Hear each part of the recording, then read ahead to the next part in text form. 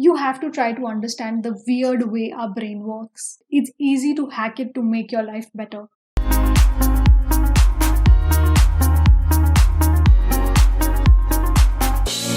What's up, you guys? I'm back with another video, and in this video I am taking you through some really beautiful mindful practices that can change the way you live. First things first, what is being mindful? Being mindful is when you step into the moment, you're fully aware of what you're sensing and feeling without evaluation and judgment. Be in the present moment without worrying about your future or your past. Through mindful living practices, we can find more joy, more happiness, and more meaning in our lives. It also helps you build focus in all areas of your life when you stop and be mindful, when you stop to pay attention to the moment. It will also help you stop that mindless chatter in your head that just never stops, because you're not mindlessly running after one thing and then another. And you don't need to be a yogi to practice mindfulness. We're all trying to live our lives so quickly, we can't wait to get from point A to point B. The other day I was making a list of my accomplishments since 2013 till now, and the list had everything from professional milestones to expensive purchases, and then I realized the list did not have even one moment where I was happy by just being, and something that made me happy besides professional milestones and the big purchases. Why do we forget the small joys? Why aren't we happy just because we are in this moment? This is where the mindfulness comes in. Just be mindful about the small joys. It creates a snowball effect. It builds the momentum in the right direction. Why do we make just being and just existing such a task? It's gotten so difficult to just be when we are so used to stimulation and excitement. Don't let perfection consume you so much. I used to be like that, but now I don't care. I'm sure this has happened with you as well. You're reading and suddenly you're on the third page and you're like, how did I get here? Because you were so lost in your thoughts, you didn't pay attention to the reading. Then you come back and read all of it again. This is you not being mindful. It still happens with me sometimes. So you've got to practice mindfulness. Set an alarm, whatever reminds you to get back to the present moment. Then breathe deeply, sit upright, correct your posture, smile, and let the tightness melt away. Relax. We spend our days running from one task to the other. We never stop. We need to stop being machines and practice mindfulness every single day, even if it's just for a few moments. That's a good start. And then you can be mindful about 2 things and then 3 things and so on. I think it's time to stop and smell the roses. I have put together a list of 17 habits that have helped me in my quest of being more mindful. I don't practice all of these every single day. I am as flawed as every single person on this planet. Some I do every single day, so feel free to incorporate these in your life. Maybe one practice a day or however you feel comfortable. Just don't overwhelm yourself. Then it would just defeat the purpose. Chill. First is bring yourself back to the moment. To bring yourself back to the moment, clench your hands into fists and release. Clench and then release again. Do this with your toes as well. I can't show you my toes right now, but you know how to do that. Such a powerful way to bring yourself back to the moment. Eat mindfully. When you sit down to eat, notice how your food looks. How does it smell?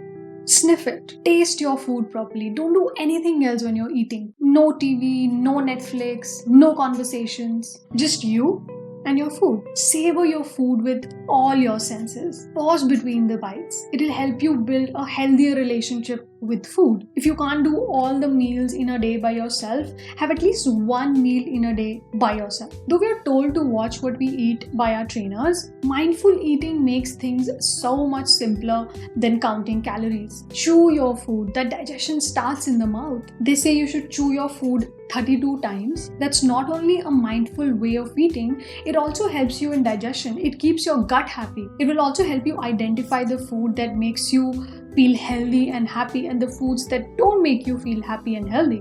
Plate full of fruits or a smoothie is gonna make your body and mind feel so healthy and fresh.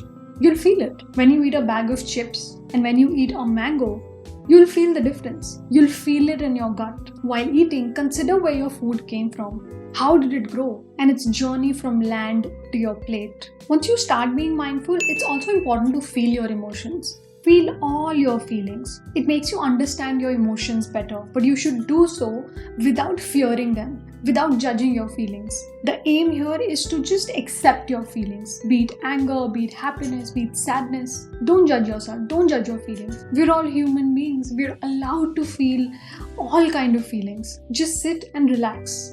Name your emotion. What is it? Anger, sadness, anxiety? Are you scared? Are you irritated? Accept it. How intensely do you feel it? Where in your body do you feel this emotion? It helps you be aware of your emotion and how you can react differently to it in future. Just a simple act of smiling at someone, you'll be surprised at how effective this is. The more you smile at others, the more positivity you get back in your own life. Studies show that smiling at others helps you release feel-good neurotransmitters, dopamine, endorphins, serotonin. I know so many of us have a resting bitch face. Let's smile more often. You know what's the best way to learn about yourself? Yes, it's by being mindful. Stop and observe yourself. Look at your hands. How do your hands move when you talk? Look at yourself in the mirror when you smile. What emotion are you feeling right now in this moment? Are you bored? Are you smiling? Are you enjoying this? How do you feel when you have a conversation with a certain someone? Where are your beliefs coming from? Why do you react the way you react? When we think about mindfulness, we automatically think about meditation. And there's a good reason for that. I know I talk about meditation a lot in my videos, and it's not my fault. It is so powerful and life-changing, and one of the best practices of mindfulness. Simply sit and be with whatever arises in your mind. Don't judge, don't evaluate, just let the thoughts come up. The daily practice of gratitude makes you notice the blessings we receive. It reminds you to find joy in the smallest of things. Even when you're going through rough times, you can find a lot of things to be thankful for, and that will change the way you feel about a situation. Sit down, get a journal, jot down the good things in life. It can be the view from your room, or the color of your curtains. It can be the fact that there's food on the table, the lessons the bad experiences have taught you. This small habit of being aware of the smallest of joys can be so uplifting. People who regularly write down what they are grateful for are more optimistic in life and feel better about their lives. Breathe deeply. Such a small but significant way to be mindful. They say the longer the breath, the longer you live. Inhale slowly, count to 3, hold it for a second or 2, and then release it.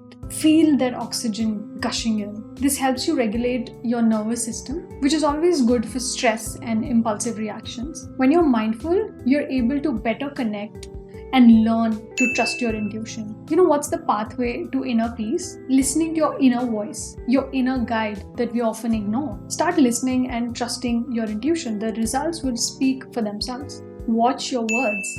Start taking note of how you speak to others. Are you in autopilot mode? If you want to know more about autopilot mode, watch this video. I'll link it in the description. When we are on autopilot mode, we may come across as someone we're not. Be mindful of what you say, not just to others, but to yourself as well. You're a human. Don't beat yourself up. Don't be so harsh on yourself. Express yourself. Don't hold on to anger, any kind of negativity inside you. Let it out without any judgment. If there is something you need to say to someone, say it. If you cannot confront the other person, write a letter to them, but don't send it to them. Let it all out.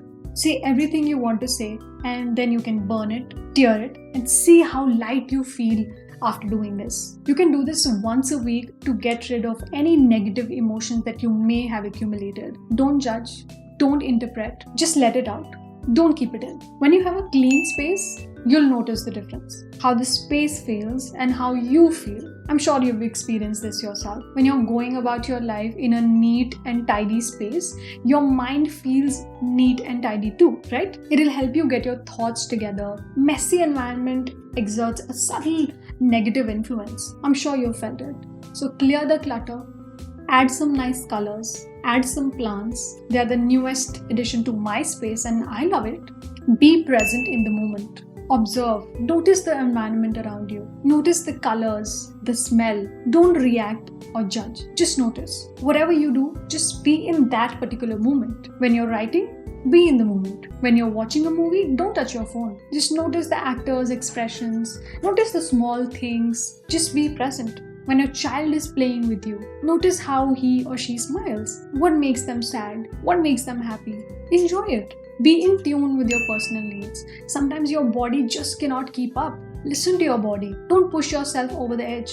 Take that break. Stop doing things that make you feel bad. Not just bad, you should stop doing things that induce anxiety. And anxiety eventually makes you feel bad.